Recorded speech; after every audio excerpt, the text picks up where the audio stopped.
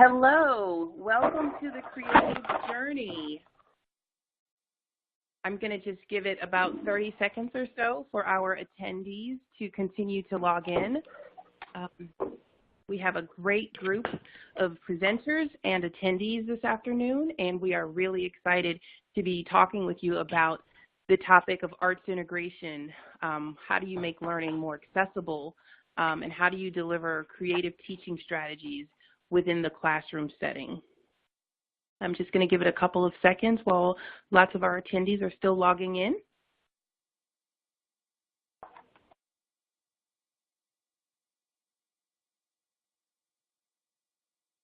Okay, well, we are going to get started. My name is Dominique Young, and I am the Professional Development Leader with Crayola Education, and we are really excited to be sharing this case study on the journey of Prince George's County, Maryland, a thriving school district within the heart of Maryland that has really tapped into the power of creativity to reach as many students as possible and to reawaken hundreds of teachers as they take on the huge responsibility of making sure our students are engaged and thriving. Joining me this afternoon during this webinar is John Chesini. John Chesini is an Arts Integration Officer with Prince George's County Public Schools, and John is responsible for this thriving network of arts integration schools. John has a wonderful background in education. He's been an arts education leader at the state level. He's been a principal with several schools within the state of Maryland. He's a former grant winner with Crayola's Champion Creatively Alive Children and NAESP program, and now he's the Arts Integration Officer of 65 schools within PG County. Also joining us this afternoon is Sherry Sturman.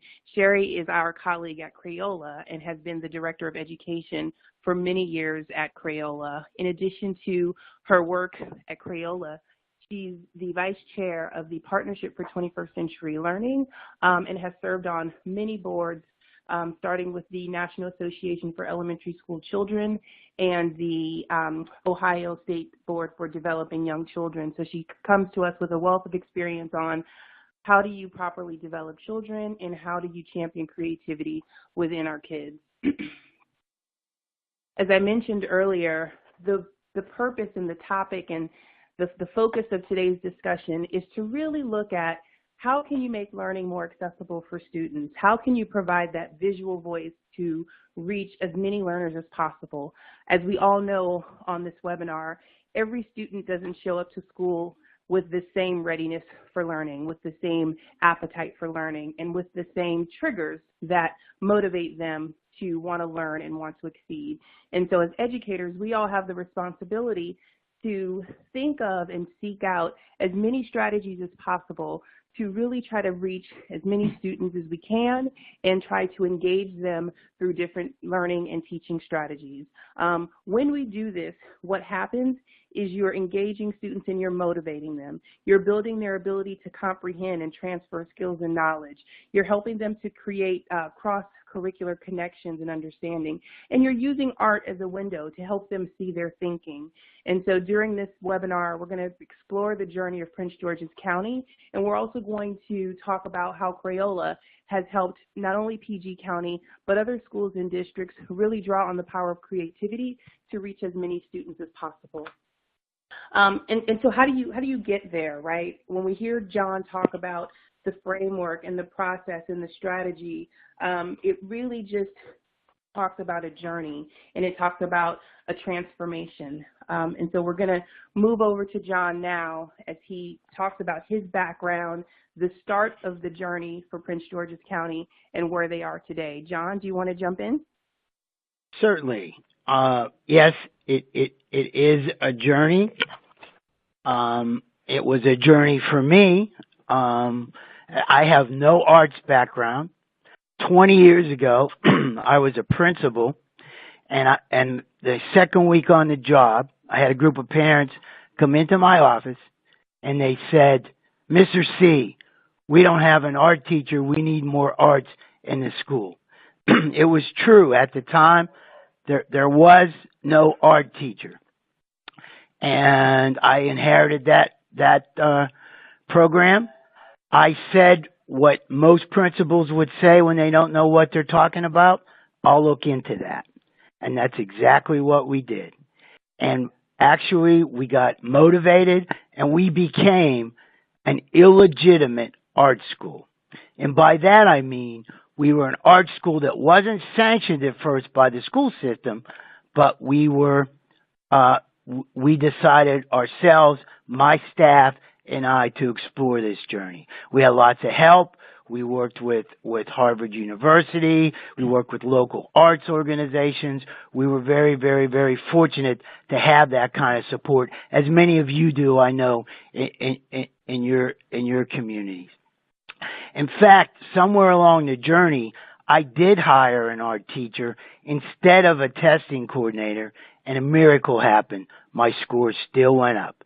So it just shows that when you get students engaged and you get them excited about learning, things will work out. I was there at that school for 10 years. We were a blue ribbon school. We worked with Harvard. We got all kinds of grants and recognitions. But then we got a new leader at the top of our superintendents, and they wanted to go a different direction. I went to another school system, and I did a model dissemination grant for USDE, and and we had data that showed the impact on learning, and it was very, very successful school. And in fact, our school, Kensington Parkwood, was listed in the report from the U.S. Department of Education. And then I retired for the first time, went to Ames Alliance, which was a nonprofit in Maryland that tried to get arts across the school system. So I started working with many different school systems, not schools, to see how this would work out. I then went back for a couple years to a school in a different county, in Anne Arundel County, where we received a Crayola grant, and we transformed our school from STEAM into a STEM school. And it worked out very, very, very well. So as you can see, this journey for me, they say the arts are transformational. This was definitely transformational to me, because it took someone who liked the arts but had not an arts background, who saw the impact of arts on students, and that was what led us onto this journey. So now I was tapped, after all those, to come 3 years ago and lead a program in Prince George's County that it's the nation's 25th largest school district. We have 208 schools, 130,000 students, and 19,000 employees. It's a very large school system. So what I applied at the school level, I had the problem now, how am I going to roll this out systemically and have it work across the school system? So we started out, what are the goals of our program? What do we want to do with arts integration, and why do we want to do it? So we started out, we wanted to provide alternative instructional strategies through arts integration. And we saw students learn in different ways. The research says that. We're looking for different ways to have students learn. If you keep on doing the same old thing, you're going to keep on getting what you always got. We had to do things differently. We knew that the arts engaged students. We knew this was a way to go. Then we used arts integration as a proven strategy to improve student achievement, behavior, and engagement. We looked at student outcome data, and we figured we had to determine, but outcome data is not just test scores. Yes, it is test scores, but it's also how did their behavior improve? Did their attendance improve? Were they more engaged? And we started looking at all these things, and we knew this was what we had to lead to. Then we improved students' opportunity for creativity, collaboration, communication, and critical thinking skills. Many of these call these the 4 C's with imagination, and these are obviously skills that students need to not only for educational progress, but also for their success in the workplace. So these were some of our goals, and we believe strongly that the arts did that. Then we had to increase the proficiency of teachers to utilize arts integration approaches. You can't do arts integration with the teachers unless they know what arts integration is. And so we had to do a lot of professional development. We determined right away that that's one of the ways we needed to go to support the schools. Next, we assist teachers with the mind shift towards new pedagogical approaches that place students at the center of the learning process. And we all talk about it should be student-centered learning, but we wanted to make sure that we could articulate, that the students could articulate this and demonstrate their learning. And what better way through artistic expression? For example, dancing to show the states of matter, using a Kandinsky painting to show understanding of geometry. Drama, use a tableau. Create a song that details a summary of a story. Just some examples of what we were working towards. And then we wanted to build community awareness, engagement, and commitment to education and to the arts. We thought it was important that, sure, once you get the school community in there, you need to build the larger support. So we got the arts community involved. We had the politicians come and visit our schools. We did a lot of showcasing of what we were doing to let them know the impact of the arts. Another goal is to develop partnerships to promote community strategies and enhance and support the opportunities for students. And we partner, we're very fortunate, we're a suburb of Washington, D.C., and we use the Prince George's Arts Council, we use the Kennedy Center, we use Wolf Trap, we use young audiences. The point here is use as many of the local resources as you can, because their mission is to support the arts, and you want to really work with those.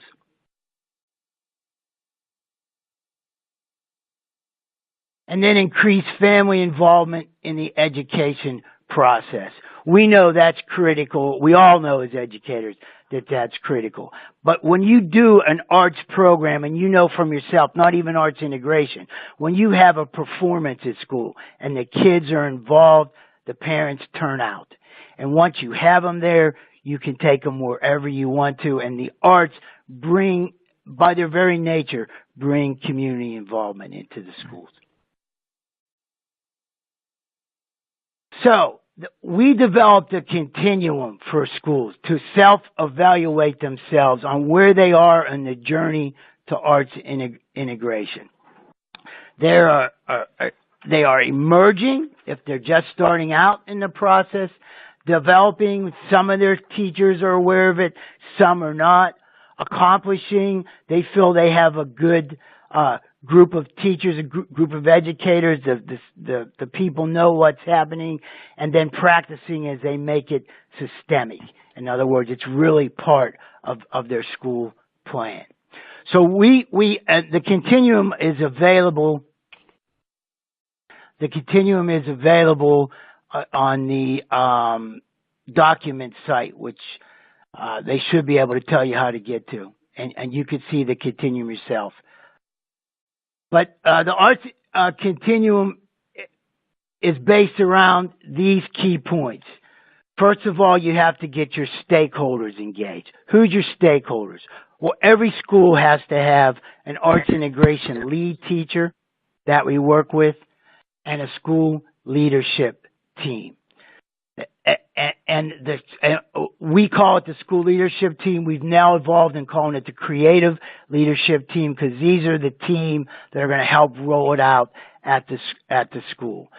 Then you have to have a network of support, which is we have now up to, as we said, 65 schools, but we started with 15, and we meet every so often so they can share their community. And then to get the community itself involved, and that's the stakeholders. The foundation is, do you have a plan moving forward? Do you have time for collaborative planning? That's very critical. Planning between your creative leadership team, planning between the other teachers, the other content area teachers. Is that built into the schedule? Is there time for curriculum mapping? Can you look at the standards from the arts, standards of other content? When there's natural connections, how do we make these connections? How do we provide time for that? And there's a lot of creative ways that they've done that. And then use of discretionary funds. If an administrator says this is what our school is going to be, they have to put some funding behind it for materials. And again, as I said before, professional development is a key. Oops. Excuse me a second. There we go. And then the integration process. We're looking at the integration process, the level of integration. A lot of our teachers don't know at first what integration is. They think enhanced, just using the arts to enhance is integration. For example, if you sing a song about the 50 nifty states, that's not arts integration. But we take people from where they start, and then we get them to see you have to put the art standards along with the other content standards. In fact, if you think of enhanced as the icing on the cake, and if you think of integration, a jelly roll, where actually the two contents are the interdisciplinary objectives are in as part of what you're working on. So that's the integration. We look at the frequency of integration, how often do teachers do this, the range of integration, and the resources. Then we go to looking at instructional supports. Many schools are already doing project-based learning. They're looking at 21st century skills. They're looking at creative design. These all dovetail with arts integration.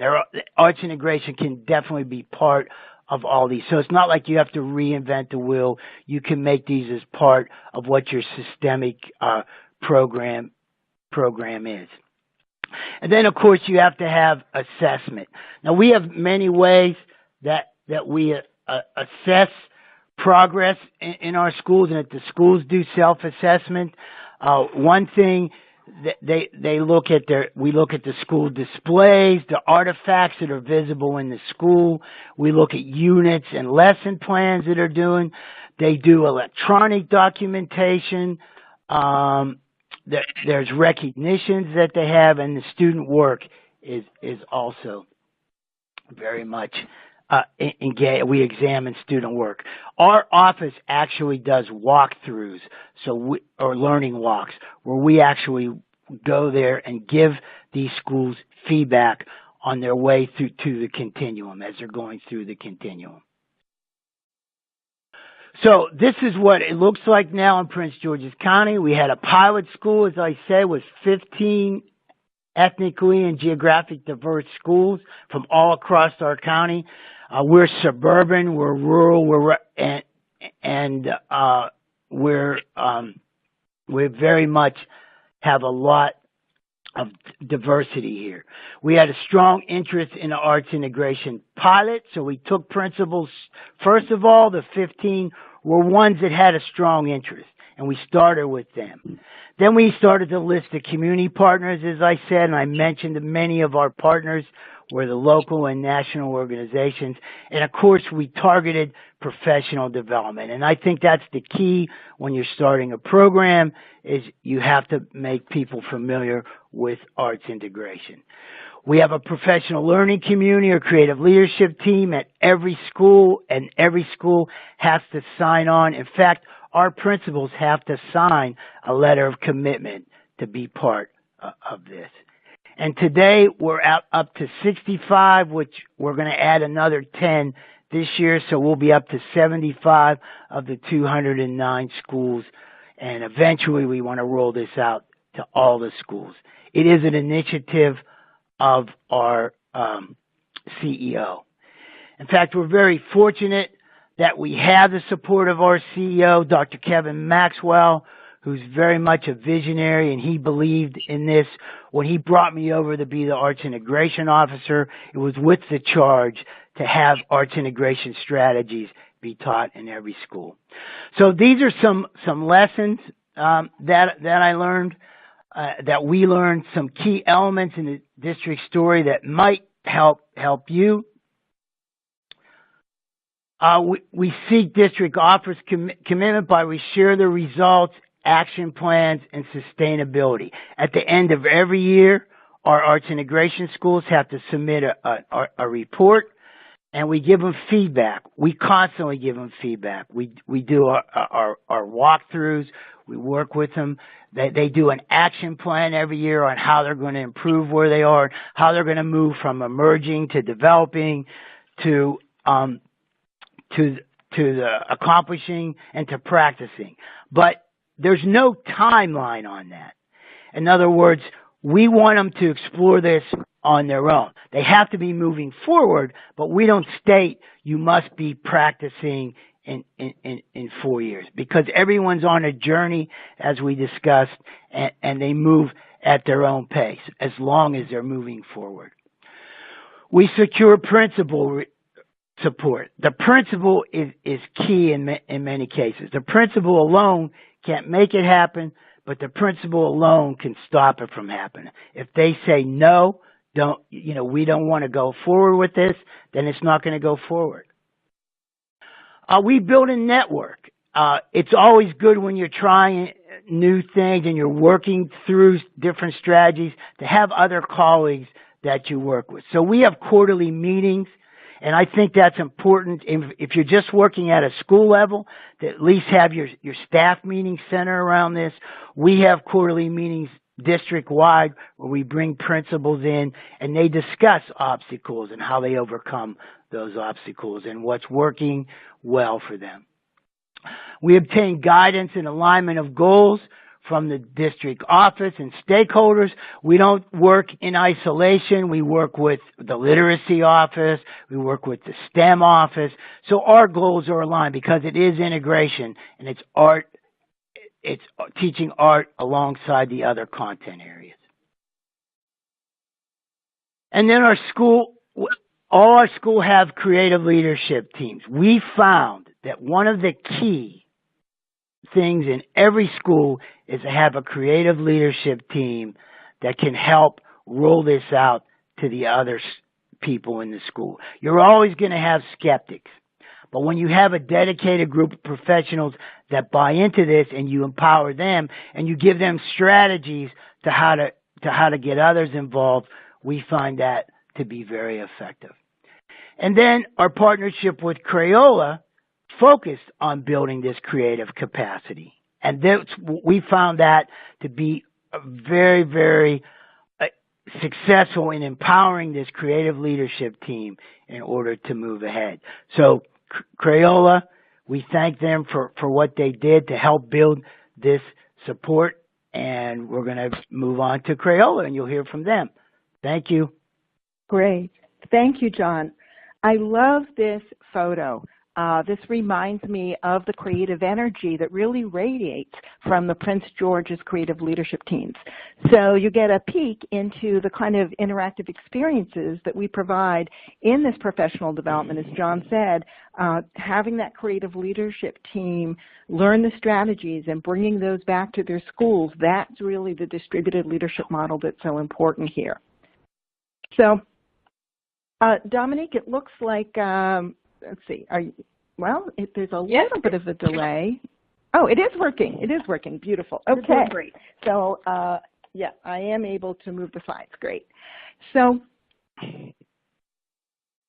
creative leadership does transform schools, and it's exciting to see how many participants have joined the webinar today to hear about the kinds of strategies So you're looking to have your schools become more creatively alive and to have arts integration engage your students.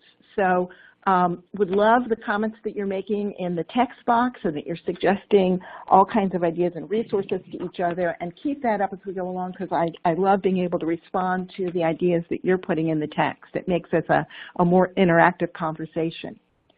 John talked about 21st century skills, and Crayola is very proud that we have been members of the organization, the Partnership for 21st Century Learning, and that is the national organization that coined the 4 C's.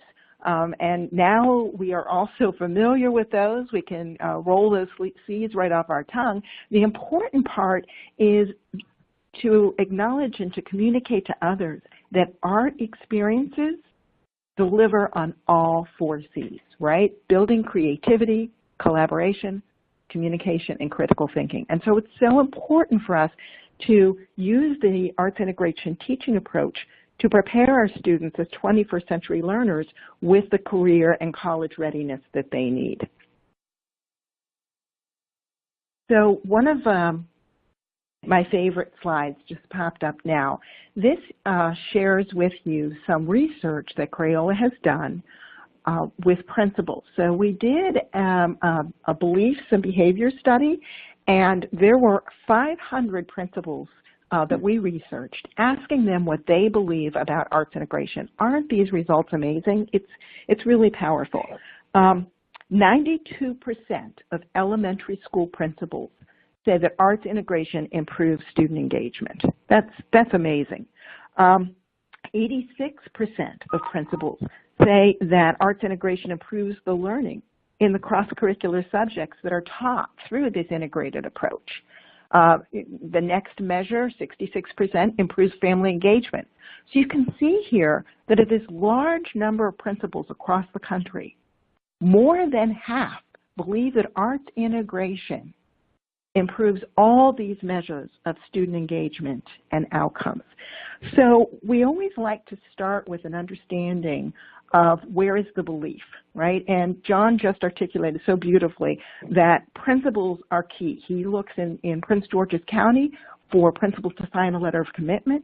We all know that when a principal has this kind of vision, it's so helpful for them to bring the kinds of resources that are available in this field to their school and embed this vision with their creative leadership teams. So by all these measures, principals believe that it's going to improve outcomes for students. So how do we move from belief to action? And that's what we recommend, that you work with other people in your school, in your learning community, who are passionate about creativity, and ask yourselves, what if? What if you leveraged teacher leaders as catalysts to drive this transformation? And what if those teacher leaders help their colleagues implement the innovative teaching strategies that John just described? And then the ultimate, where we want to go, the intention and purpose of this work is to engage and empower our learners as decision makers. So to make this what I've come to life, it's really important to understand the process of change. How do organizations take a journey of change, right? So I want to share with you how we began on this journey. And it really is through a partnership that's now starting its 9th year with the National Elementary School Principal Association.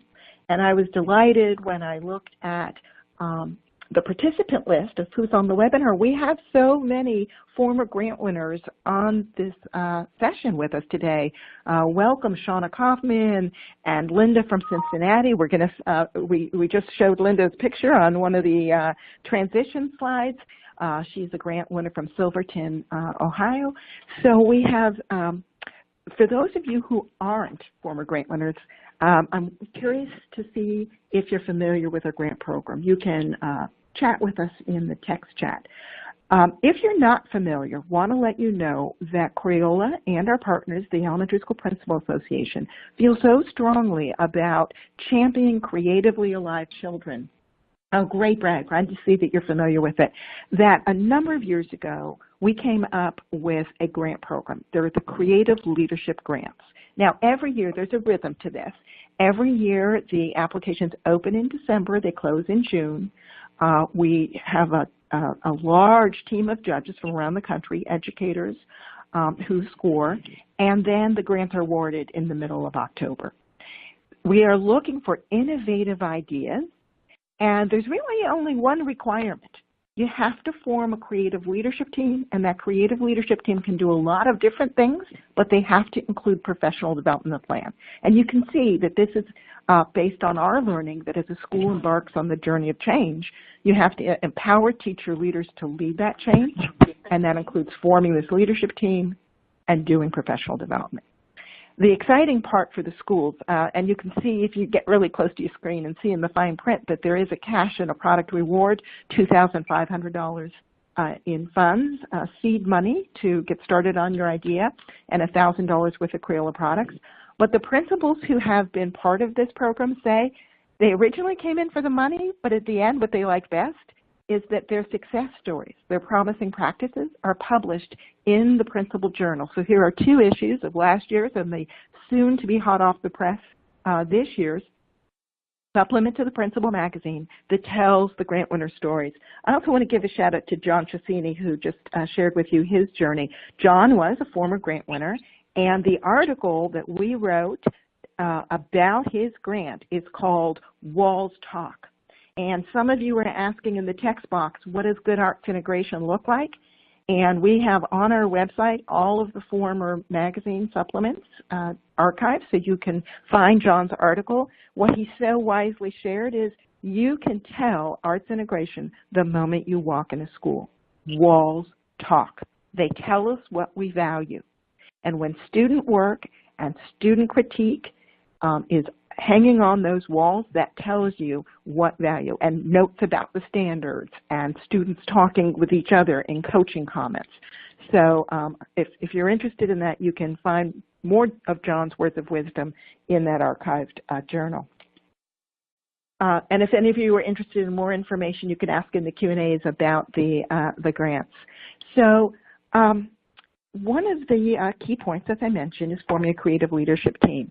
And clearly want to engage with you now in the text box, thinking about what do you think being a creative chief creative officer means? When you hear the term chief creative officer, what kind of image or role do you envision? So let's see in the text chat, what do you think of as a chief creative officer?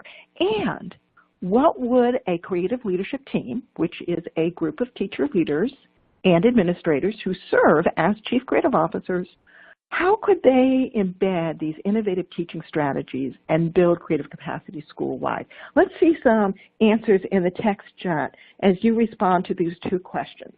Are you familiar with the term chief creative officer? Do you have a creative leadership team in your school? And if not, imagine, what if? What could they be? So I'm looking at the text chat and hoping we get some answers to those 2 questions. Thank you, Cindy, for mentioning the use of the magazine. Absolutely. So Amanda's thinking about vision. Absolutely. So when you have a team, a creative leadership team, that group engages others in the vision. Yes, Melanie, it's about helping others understand. Thank you. Absolutely. Teacher leaders helping to coach each other. So I saw a question about the grant. We'll get to the Q&A. So yes, being responsible for making sure that the standards are being met and adapting those standards to include creativity. Yep. So absolutely. A team of people who serves as the chief creative officer looks over the tone, the feel, the culture of the school and makes sure it radiates creativity. Absolutely. Yes, and they serve, exactly, Betty, serve as the liaison between the arts educators and other educators within the school. Absolutely. So as you're up, yes, and leading the professional development, suggesting ways to meet the standards through arts integration. Great. I'm going to share with you, as you're continuing to think about it, The next slide talks about, as we've worked with schools around the country, we've started to hear some patterns in what creative leadership teams do. And what's really cool is that when you cluster those patterns together, they form an acronym of Excel. And I'm big on acronyms because I think they make the insights stickier. So the first, you know what, my animations aren't working. Dominique, if you want to guide the slides through the animations, the first one to pop up should be the E in Excel. Absolutely, Sherry. Great. All right. So what we hear is the creative leadership teams embed the innovative teaching strategies school-wide. Absolutely. So one of the key roles, if you're thinking about forming a creative leadership team, is signing up to help embed this school-wide. The X, a little poetic justice there on the X. The X is explaining the research, and I loved, someone typed into the chat box, helping others understand it. So we find there is so much research. We are so fortunate in this. There is research on why and how these teaching strategies improve outcomes. And so bringing that forward and translating that in the way that it's accessible to your colleagues is important. The C in Excel, collaborate. We cannot say collaborate enough. It means co-plan, co-teach, coach, building your colleagues' confidence and building their creative capacity. And John talked about it, and I'm going to emphasize it in a wrap-up. It must be intentional collaboration. It is a pillar of the creative leadership team's work.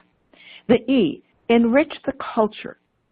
A creative leadership team really does shift the entire school culture by cultivating a growth mindset. And you're familiar with what that means, right? Being open to learning from mistakes and taking risks and stretching yourself, not always staying in a safe zone, but really stretching and knowing that we sometimes will fail forward and do a course improvement. And really emphasizing that creative collaboration. And then the L in Excel is leading professional learning, redelivering the workshop sessions. So the model that John described, the way that we've worked with Prince George County and other school districts around the country, is we provide really rigorous, robust, highly engaging professional learning for these leadership teams and give them the tools to redeliver to their colleagues in whatever format is best for that redelivery, right? It can be in professional learning community meetings, it can be in staff meetings, and we find that these teams also take it to their parents. We want all stakeholders engaged, so they take some of their favorite exercises straight to the parent. And so that's Excel, and I think that having it be an acronym makes it a bit stickier for you and hopefully inspires your work as you talk to colleagues about forming a creative leadership team. Now what I thought would be helpful is to share some of the insights that we do in our professional learning that we know is effective in helping schools change. Because really the whole process we're talking about here, this journey, it is a journey of change. And what we find is that one of the first things people need to do when they take on that risk of changing is to confront their fears, right? Because a lot of people react to change in a fearful way. So as you can see here, this is a pillar of our professional development, and everything we do with the teachers cascades to classroom application, right? And so with teachers, they're often afraid of, oh my goodness, what's arts integration mean for me? They want to be respected for their knowledge and their traditions, and so part of respecting their past is also empowering them to step into a change in the future. When we ask teachers who are hesitant to embrace arts integration, we usually hear some of the first pushback answers is, oh, I don't know if I have enough time, or, oh, I'm not sure about dealing with the mess.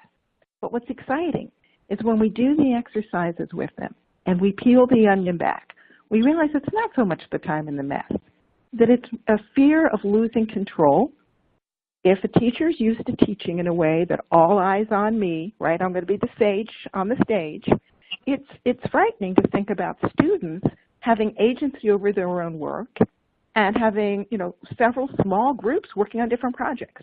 And so by confronting our fears, we prepare teachers for that change. And so we have exercises that help teachers identify and address their fears. Then the exciting part is they take the confronting fears exercises to children. And we have lots of exercises and activities. Just want to point out that these classroom applications work. They can be customized for any age level, right? So most of the schools that we're working with are elementary and middle school, but every time we go into a school district and offer professional development, there is always a pre-K community in the room. There are always high schools in the room. And what is exciting is when the high school faculty says, this is so exciting. This is why we came to the profession, and there isn't enough collaboration and creativity in our high school, and you've reawakened our desires. So all of these ideas work. Of course, they're customized for the grade level, but the idea of confronting fears works pre-K, K, high school, works teachers. It's a big idea. And so what we look for in our PD is big ideas. So we ask students to explore entering unknown. How do leaders make decisions when you're entering an area that you don't know? And how do you consider the impact on self and others? And you can see the kind of work that has come from the students in exploring this.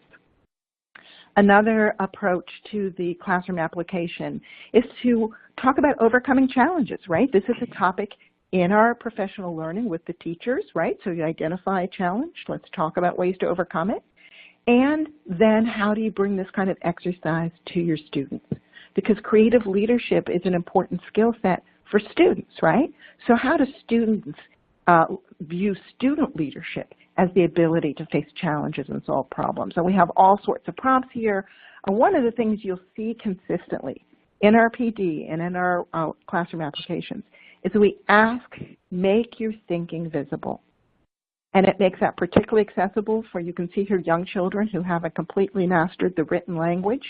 It makes it very accessible for people who might have a hard time articulating an awkward conversation with a colleague, but you can sketch it out. And that sketch helps to have that courageous conversation.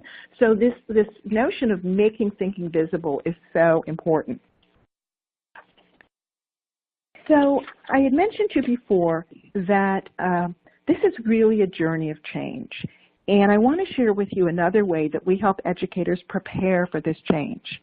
We talk about the patterns of how people tend to respond to change. Now, change management experts tell us that there are 4 typical ways that people react to change. And this pertains to everyone. It is highly relevant for educators, but it also pertains to any organization, anyone, right? So there's basically 4 types of reactions to change. You've got your champions, right? You know them. They are early adopters. They're naturally curious and eager to try new. You can probably visualize in your mind.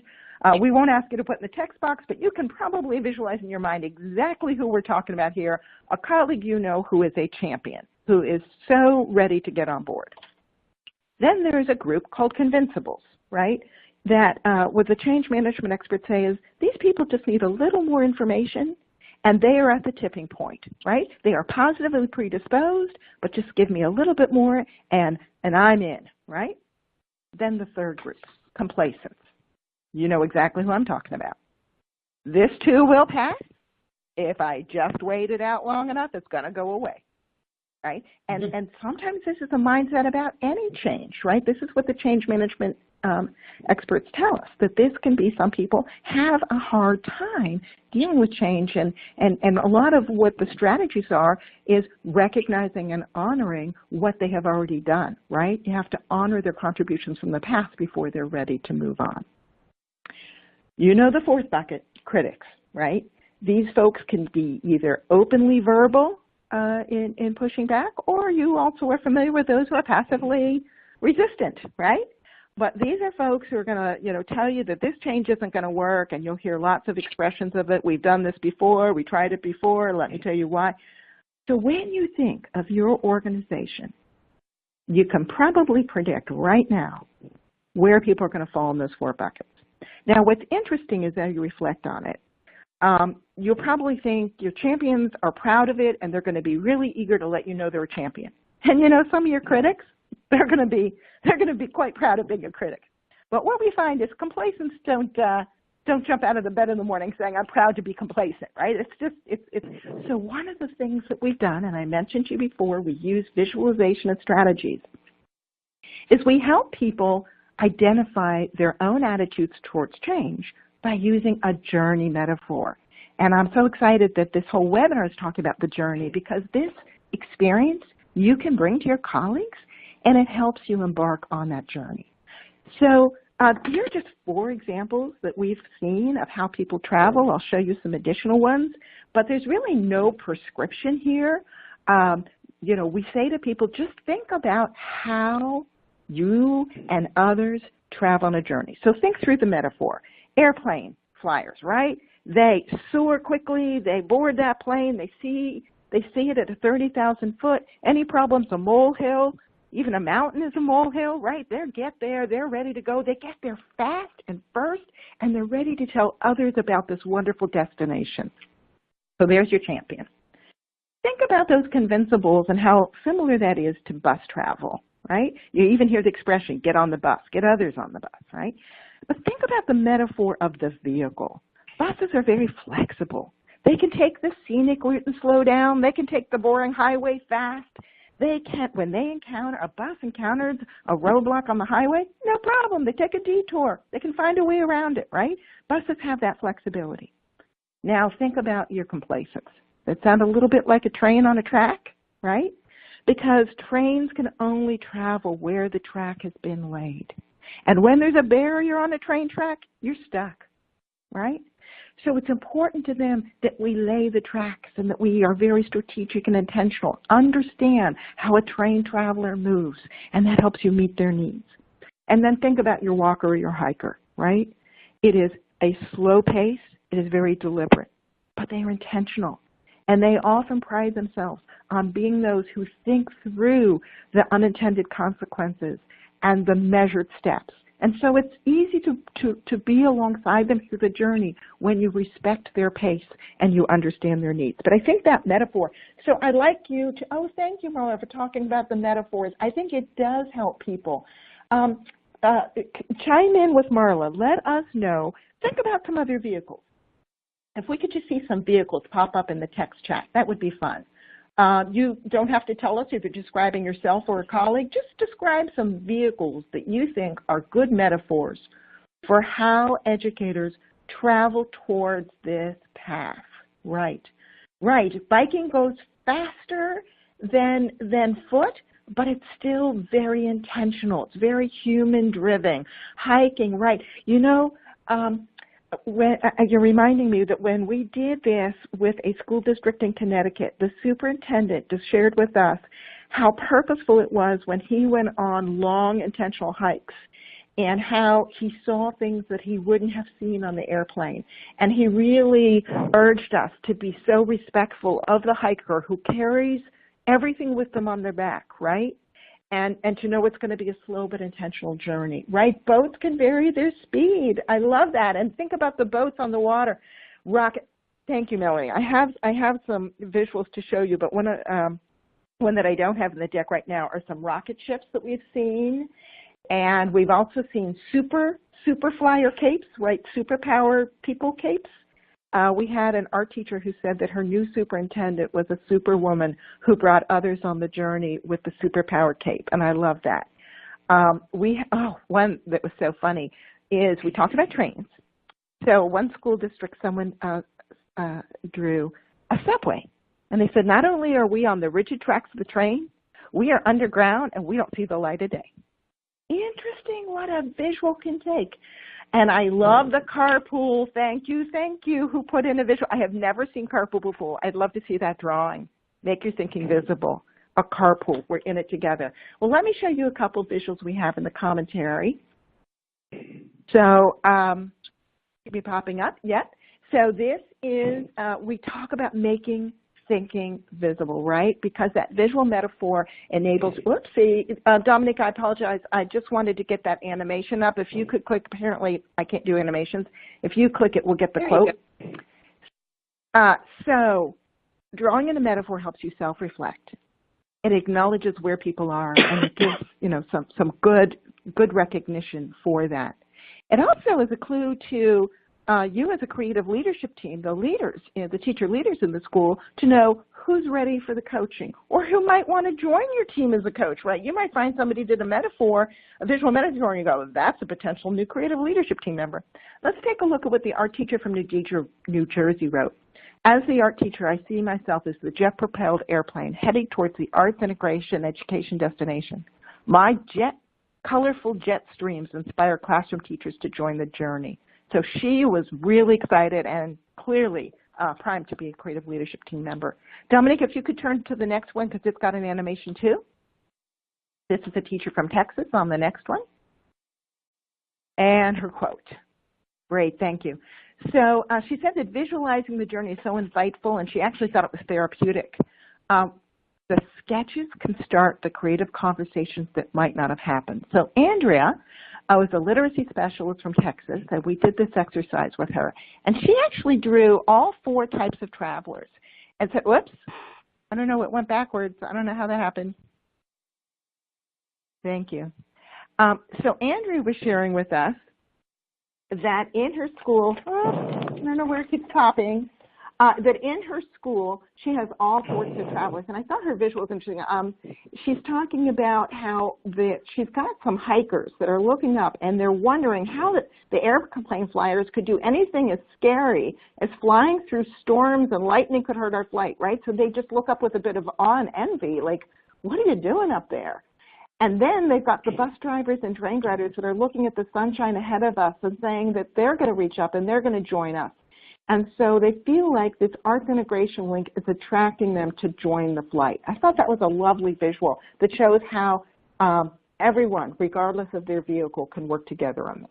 So thank you. All right, I think I can take over the slides now that don't have animation. Let's see if it pops up. Yes. So another exercise that we do is that helps schools prepare for change is strategic planning. And we do it in a really fun, creative, hands-on way in which we balance priorities. Now, if you ask most teachers to sit down and do strategic planning, they'll rather have a root canal, right?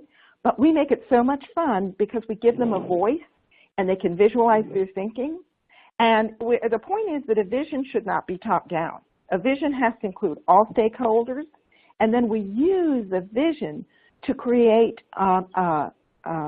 mobile, and it is a strategic planning mobile where the only rule is you have to balance your priorities. So yes, standardized testing, they happen. They're in a priority. But it's a yes and we need arts integration to bring the joy back to our schools. So this exercise is about hearing what the priorities are from all stakeholders and then balancing them. And then one of my most favorite parts then is for the students, it cascades to the students. And so students visualize their priorities and the students make their mobiles. It is so wonderful when classrooms make their own priority mobiles and students make their personal priority mobiles. Really exciting. So that gave you a bit of taste of what we do, what we've done with Prince George's creative leadership teams and other schools that we've worked with. And it's really rooted in the sense that creative leadership is rooted in a belief. I love this quote, right? One person with a belief is equal to a force of 99 who only have interest. We are very fortunate in this field of arts integration. People who embrace arts integration are passionate about it, right? And they share the beliefs. Dominique, if you could click because there's animation here. This is what we believe and what arts integration colleagues believe, that creative experiences provide those robust, memorable learning experiences. You talk to a student about a favorite project they did a year ago or 2 years ago, it is likely one of these creative arts integration experiences deeply rooted in students' memories. And students are highly engaged when they're the decision makers who shape those projects. And we also believe that a visionary leadership team transforms the school's creative, collaborative culture. So in closing, I just want to point out the 4 pillars that I consider so important for this journey, right? John said you start with a creative leadership team. That's your first step. And then you plan, what is your creative leadership team going to do, looking back to your notes on Excel. What we find is that creative leadership teams are so important in convincing others. You articulate your shared beliefs and the compelling evidence. They help colleagues confront their fears, build that creative confidence, and plan the next steps. It is absolutely essential that the creative leadership team recognize and respect each teacher's journey is unique and is influenced by the growth mindset, the past experiences, and the culture in your environment. And you can never have enough intentional collaboration. That's the co-planning and the coaching, right? And what we mean by intentional collaboration is not that, walk by, glance at the parking lot, something that is planned. And I know John has insights for how to plan that. So we're going to have him address that in the Q&A. And for more information about how we work together with Prince George, Dominique, want to tell them about the case study? Absolutely. Thank you, Sherry. We have about 5 more minutes, or maybe 4 more minutes. If you guys want to stick on with us, I think we can stay on for about 5 to 7 minutes. But with the time we have remaining, I'd love to just spend a few minutes exploring not only the case study, but what Crayola has done specifically to help Prince George with creative capacity building and sustaining. And then I just want to save a little bit of time for some Q&A because some great questions were submitted prior to the webinar, and we've also received some great questions along the way. So if you guys could just stick with us, that would be great. I think you'll enjoy the final thoughts. The Prince George's County case study will be emailed to everyone next week post this webinar so that you can take a look at the process and the implementation and the planning and the coaching as Sherry and John has described. I think it goes without saying that Crayola is truly committed to this work. For those of you who may not be aware, our roots are with educators. Our founder's wife was a teacher, and our whole purpose and existence was based on trying to find, a dustless chalk solution for teachers. And from then, we've, come up with amazing, inspirational programs and materials to really kind of push creativity and arts education. And along the way, we've had the fortunate opportunity to partner with great organizations such as NAESP, which we started with around our grant program, and the Turnaround Arts Initiative, which is where we've worked with the lowest performing schools to immerse them in arts integration and visualization to help them make their thinking visible. And through that work, we've seen tremendous improvement in climate, culture, and achievement and engagement. And then P21 really being a voice on how do we prepare our students for 21st century learning and beyond? How do we help them, master the iterative process and the design thinking process and be able to critically think and transfer knowledge? And through all of this work, it really has prepared us to launch our professional development program in support of educators, which is Create Ed, our professional learning program that focuses on creative teaching and learning, project-based learning with a focus on STEAM and multiple approaches to literacy. The way the program works is, to Sherry's point earlier, we conduct an immersive in-person training in a school or within a district site where we're spending several hours exploring different units, making your thinking visible, introducing new concepts, exploring the classroom application related to the teaching strategy, looking at rubrics so that we can actually assess and document the impact of these teaching strategies. We also provide ongoing coaching and support through webinars. As it was explored earlier, this work isn't just something you can kind of turn on and off. It requires dedication and starting small and growing and continuous support and collaboration. And so Crayola is a big partner in the coaching and the collaborative part of this work. And then, of course, project-based learning. There were several questions around what does arts integration look like in classrooms? And it looks like kids owning their work, owning their learning. It looks like kids walking into a class and pulling out whatever project they're working on and having a very clear understanding of this is a piece of art that is connected to a science process, a history lesson, or possibly a writing exercise, so they understand how they're transferring the skills through the use of art.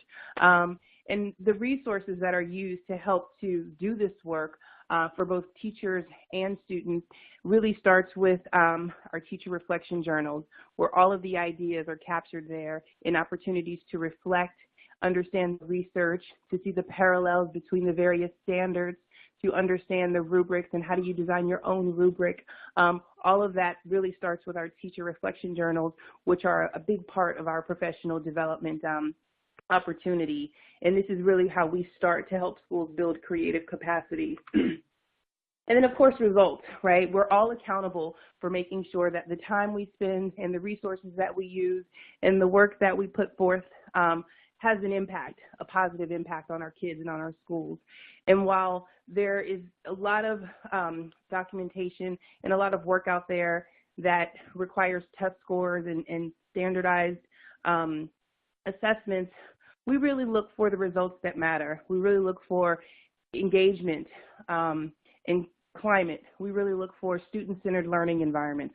We really look for what creative, joyful, collaborative school cultures look like. And so we provide evaluation tools and rubrics and other ways to authentically assess when students are learning concepts, having students do presentations of learning so that they have a clear understanding of the artifact that they're able to create based on a lesson or a unit.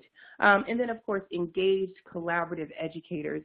Students will be what they see. And so if they see classroom teachers and art teachers and principals engaged in collaborative discussion around school planning and school vision and school purpose, they will be the same.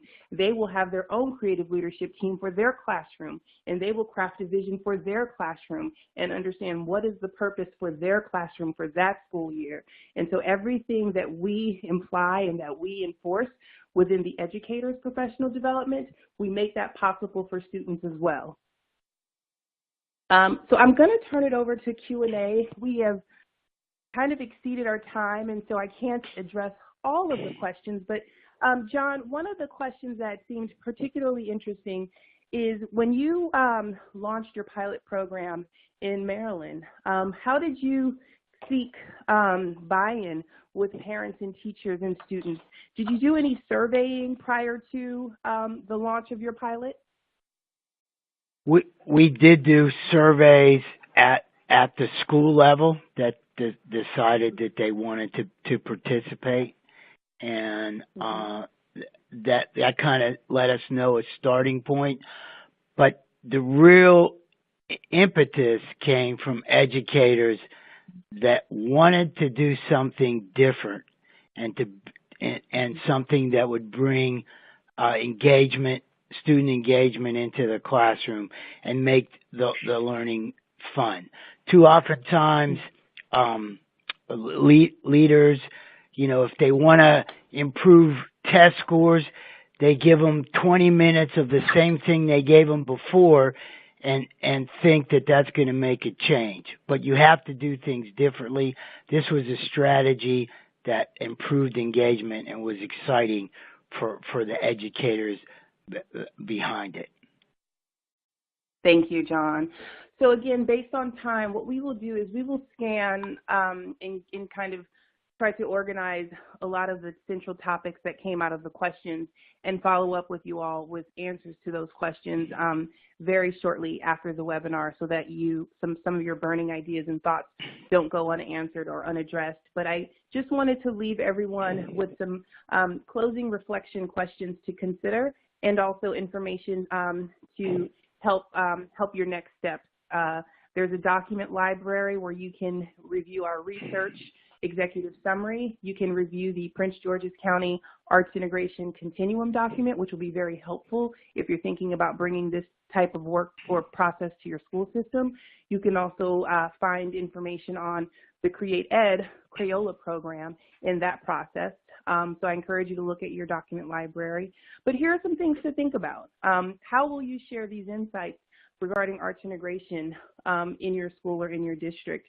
And what from PG County has inspired you to possibly think about deepening a commitment around arts integration within your school?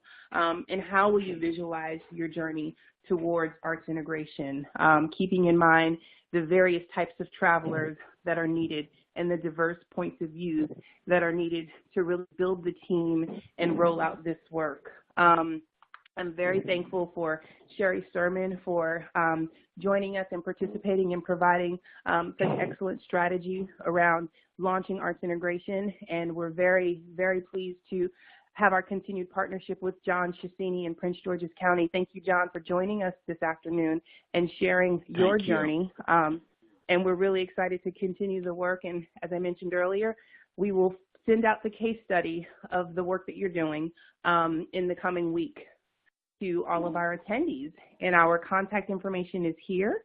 I'm Dominique, and you guys know Sherry and John. Our email is there. I encourage you to visit our website, Crayola.com/educators.